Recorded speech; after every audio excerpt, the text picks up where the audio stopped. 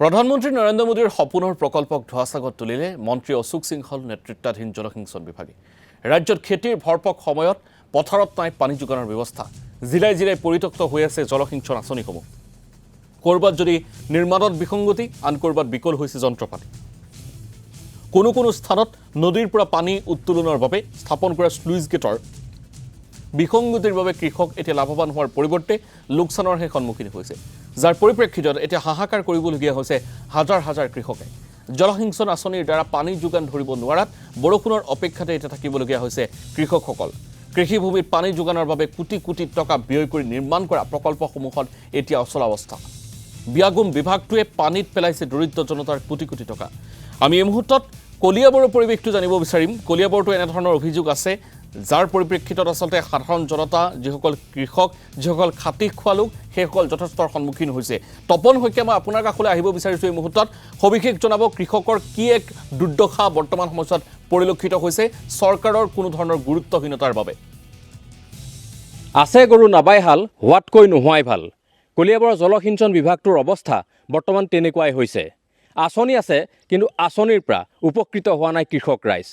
এই মুহূৰ্তত মই উপস্থিত আছোঁ কলিয়াবৰৰ বৰভগীয়াৰ পথাৰত, আৰু এই পথাৰতে যদি আপোনালোকে চাই দেখিব যে পানীৰ অভাৱত এনেধৰণে আহিনৰ পথাৰত এতিয়া সজল ধৰা ৰোৱা শুকাই যোৱাৰ উপক্ৰম হৈছে।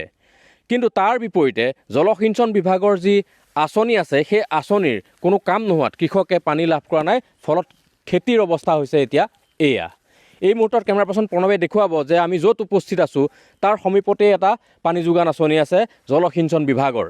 এই আঁচনিটো হৈছে নিজ বৰভগীয়া গাঁও পঞ্চায়তৰ অন্তৰ্গত সৌৰচালিত মধ্যম গভীৰ নলীদাঁত আঁচনি 1 নম্বৰ পইণ্ট এইটো। আৰু এই আঁচনিটো 2020-21 চনত 30 লাখ টকাৰ ব্যয়েৰে ইয়াত স্থাপন কৰা হৈছিল, আৰু ইয়াত ঠিকাদাৰ হিচাপে আছিল ৰবি কুমাৰ গুপ্তা আৰু দুলাল চন্দ্ৰ বৰা। কিন্তু এই আঁচনিটো স্থাপন কৰাৰ কিছুদিন পিছৰে পৰা আঁচনিটোৰ কিন্তু কোনো ধৰণৰ কাম ইয়াত নোহোৱা হ'ল। কিছুদিন এই আঁচনিৰ পৰা পানী যোগানৰ ব্যৱস্থা হৈছিল যদিও তাৰ পিছতেই আঁচনিটো বন্ধ হৈ পৰে।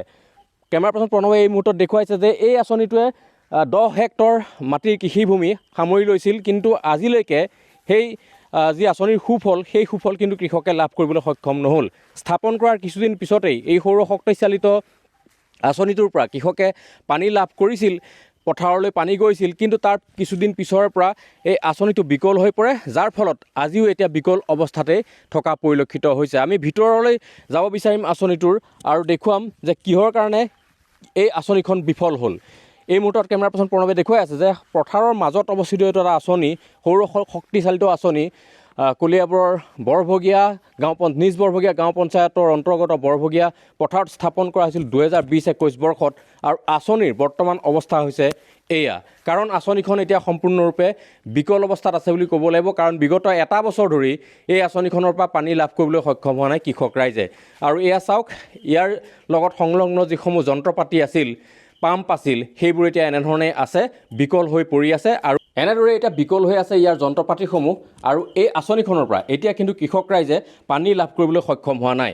এই মুহূৰ্তত এই আঁচনিখনৰ চোৱা চিতাৰ দায়িত্বত থকা বিভাগীয় এগৰাকী কৰ্মচাৰী আছে। মই তেখেতৰ পৰা জানিব বিচাৰিম আচলতে এই আঁচনিখনৰ বিফলতাৰ কাৰণ কি, কিমান দিন ধৰি আঁচনিখন চলিছিল বা কিয় বিকল হৈ পৰিল। 2 বছৰ আঁচনিখন বঢ়িয়াকৈ চলিছিল।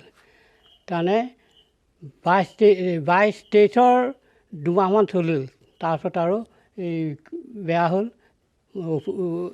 বিভাগীয় কৰ্তৃপক্ষক জনোৱা হ'ল, তেখেতসকলেও 3বাৰকৈ মানুহ আনিলে, কিন্তু এতিয়ালৈকে আঁচনি ভাল কৰিব পৰা নাই। কি বেয়া হৈছিলে? কি বেয়া হৈছিল, তলত মটৰৰ হেৰি হৈছিলে, এয়া কি হৈছিল মানে মেকানিকে জানিব। আৰু হেৰি হ'ল, তেওঁলোকে ভাল কৰিব নোৱাৰি এয়া হেৰি কৰি থৈ গুচি গ'ল। আজি 3 মাহ হ'ল, খবৰেই নাই। 2020-21 চনতে স্থাপন কৰা হৈছিল, আৰু তাৰপিছত কিছুদিন পানী ইয়াৰ পৰা দিয়া হৈছিল, 2 বছৰ চলিল। হঠাৎ বেয়া হৈ গ'ল। হঠাৎ বেয়া হৈছে, হঠাৎ বেয়া হ'ল, তাৰপিছত নচলাই হ'ল। কিমান দিন হ'ল নচলা? নচলাই প্ৰায় বছৰ হৈ গ'ল।